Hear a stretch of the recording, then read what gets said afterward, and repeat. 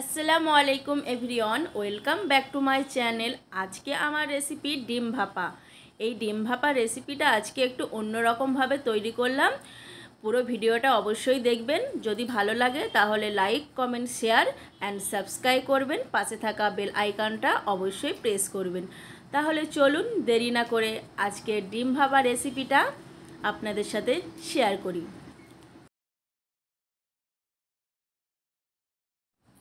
প্রথমে এখানে আমি একটা মিক্সিং জারে দিয়ে দিচ্ছি কালো সর্ষে। 3 চামচ কালো সর্ষে দিয়ে দিলাম, আর দিয়ে দিচ্ছি 2 চামচ সাদা সর্ষে, আর দিয়ে দিচ্ছি পোস্ত দানা। এখানে 2 চা চামচের মতো আমি পোস্ত দানা দিয়ে দিলাম, আর দিয়ে দিচ্ছি কয়েকটা কাঁচা লঙ্কা।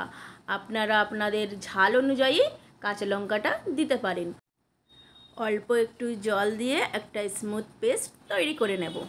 এরপর এখানে আমি 7-8টা মতো ডিম নিয়েছি। ডিমটা সিদ্ধ করে ডিমের গায়ে আমি কাট লাগিয়ে নিয়েছি। তারপর আমি চুলায় একটা প্যান বসিয়ে তাতে অল্প একটু সরষের তেল দিয়ে ডিমগুলো হালকা একটু ফ্রাই করে নেব।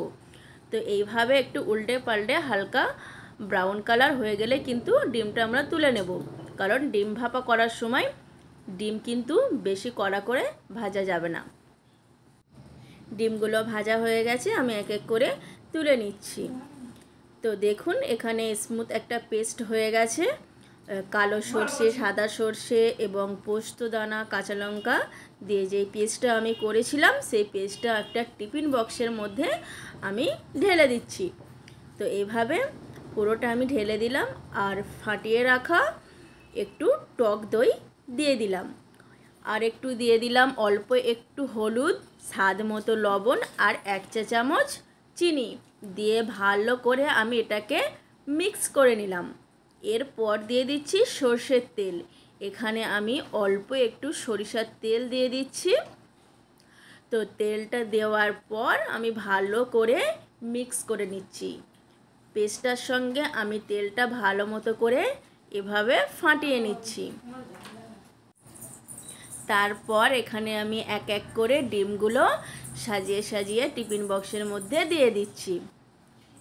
তো এইভাবে সব কটা ডিম আমি দিয়ে দিলাম, আর উপর দিয়ে একটু কাঁচা লঙ্কা চেরা দিয়ে দিলাম।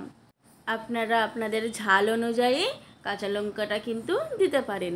ওপর দিয়ে একটু কাঁচা সর্ষের তেল দিয়ে দিলাম, দিয়ে টিফিন বক্সটা ভালো করে আমি মুড়ে দিলাম।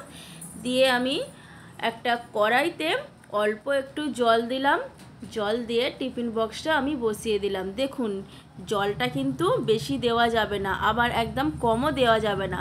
পরিমাণ বুঝে এমনভাবে জলটা দেবেন যাতে ফুটে টিফিন বক্সের ভিতর প্রবেশ করতে না পারে।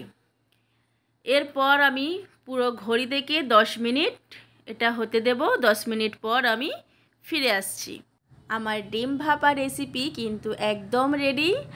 আপনাদের কাছে কেমন লাগলো আমাকে লাইক কমেন্টের মাধ্যমে অবশ্যই জানাবেন। আর যদি আমার ভিডিও ভালো লেগে থাকে তাহলে প্লিজ প্লিজ প্লিজ সাবস্ক্রাইব করবেন, পাশে থাকা বেল আইকনটা প্রেস করে দেবেন। আর এরকম নিত্য নতুন রেসিপি দেখতে অবশ্যই আমার পাশে থাকবেন। ভালো থাকবেন, সুস্থ থাকবেন। খোদা হাফেজ।